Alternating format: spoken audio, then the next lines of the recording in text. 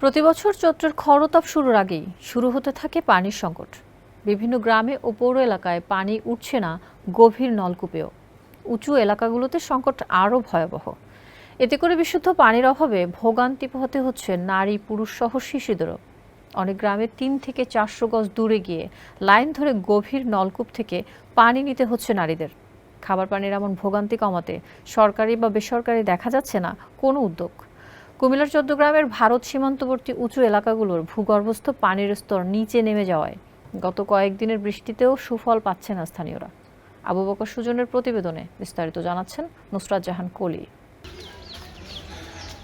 চৌদ্দগ্রাম পৌরসভা সহ উপজেলার ১৩ ইউনিয়নের প্রত্যন্ত অঞ্চলে বিশুদ্ধ পানির তীব্র সংকট দেখা দিয়েছে। যেখানে নলকূপ রয়েছে সেখানেও ঠিকমতো উঠছে না পানি। ভূগর্ভস্থ পানির স্তর নিচে নেমে এমন পরিস্থিতির সৃষ্টি হয়েছে।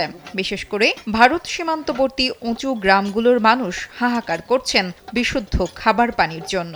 আমরা দীর্ঘ ২ মাস পর্যন্ত পানির জন্য বহুত কষ্ট করতেছি। আমার বাড়ির পার্শ্ববর্তী মেম্বার সাহেব আমাদের এলাকার, ওনার বাড়ি থেকে আমরা বহুদিন পর্যন্ত দীর্ঘদিন পর্যন্ত আমরা পানি ব্যবহার করতেছি। বৈশাখ মাস আসলে আমাদের গ্রামে পানি থাকে না।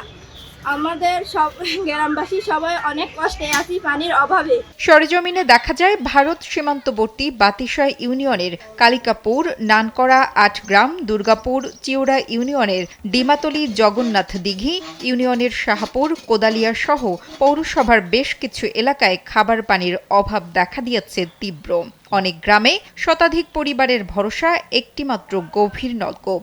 শীত মৌসুম শেষ না হতেই পানির স্তর নিচে নেমে যাওয়ায় নিয়মিত পানি পাওয়া যাচ্ছে না এসব এলাকায়।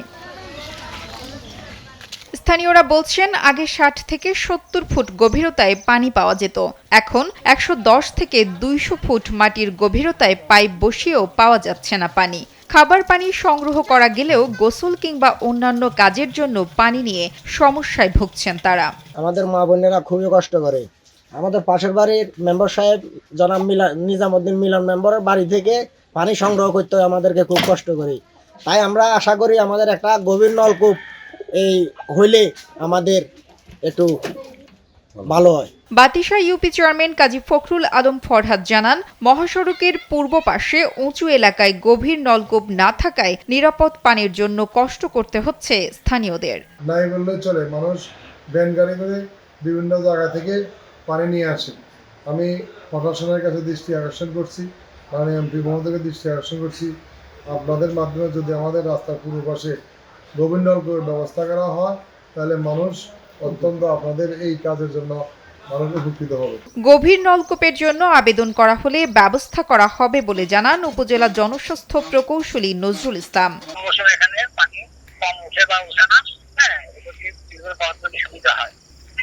আর যদি ওনাদেরও যদি সরাসরি থাকে যাবে, তাও এখন না, এখন দেখা রাখবে বরাদ্দ আছে আল্লাহ বাসাতে ২ মাসের ২০ তারিখ, তারপর ৩ তারিখ স্থানীয় কৃষকরা বলছেন এলাকার অধিকাংশ কৃষক ৮ থেকে ১৫ ফুট গভীরে সেচ পাম্প বসিয়ে পানি তুলে জমিতে সেচ দিতে হচ্ছে তাদের। এসব পাম্প মাটির নিচে স্থাপন করতে গুনতে হচ্ছে অতিরিক্ত ৪০ থেকে ৫০ হাজার টাকা। এরপরেও দেখা মিলছে না এক ফোঁটা পানির। নুসরাত জাহান কলি, কালবেলা।